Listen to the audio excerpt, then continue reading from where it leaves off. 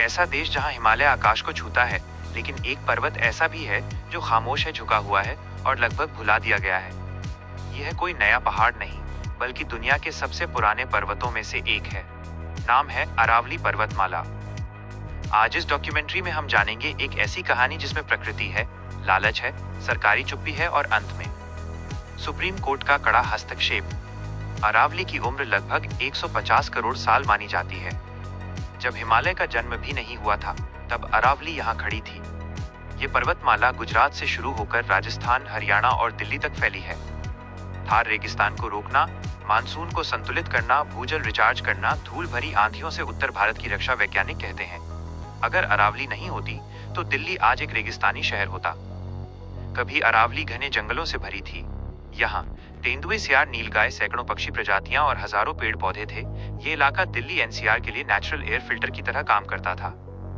फिर आया लालच, तेज शहरीकरण, सीमेंट और पत्थर की बढ़ती मांग और कमजोर कानून। अरावली के पहाड़ खनन माफिया की नजर में आ गए। क्या हुआ? पहाड़ों को डायनामाइट से उड़ाया गया। रातों रात ट्रक भर भर कर पत्थर निकाले गए, जंगल साफ किए गए, नदियों के रास्ते बदल दिए गए। सब कुछ हुआ, लेकिन ज्यादातर कागजों में नहीं दिखा। अरावली को बचाने के लिए कानून तो थे, लेकिन उन्हें कागजी चालों से कमजोर किया गया। कैसे? पहाड़ों को राजस्व रिकॉर्ड में बंजर जमीन बताया गया, जंगलों को गैर वन क्षेत्र घोषित किया गया, पर्यावरण मंजूरी के बिना खनन चलता रहा। ये एक तरह से कानून के साथ धोखा था। कुछ सालों बाद इसके असर दिखने लगे।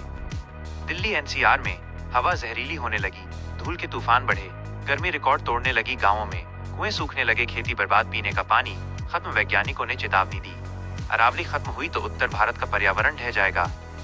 पर्यावरणविद, स्थानीय लोग और एनजीओएस लगातार चेतावनी देते रहे, लेकिन सरकारें खामोश रहीं, माफिया मजबूत होते गए, अवैध खनन चलता रहा। यही वो दौर था जब अरावली धीरे धीरे मर रही थी।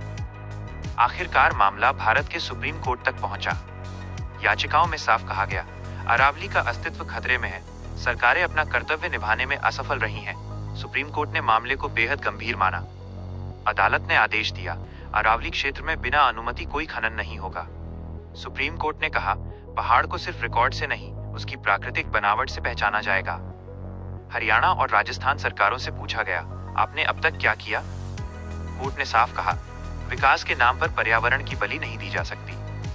सुप्रीम कोर्ट ने सिर्फ रोक नहीं लगाई, बल्कि समाधान भी बताया।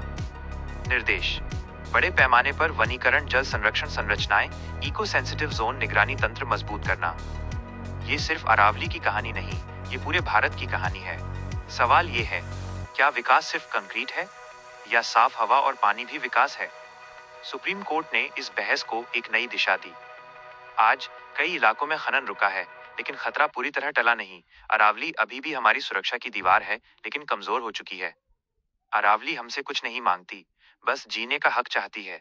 अगर आज हमने इसे नहीं बचाया, तो आने वाली पीढ़ियां हमें माफ नहीं करेंगी। सुप्रीम कोर्ट ने रास्ता दिखाया है, अब जिम्मेदारी हमारी है।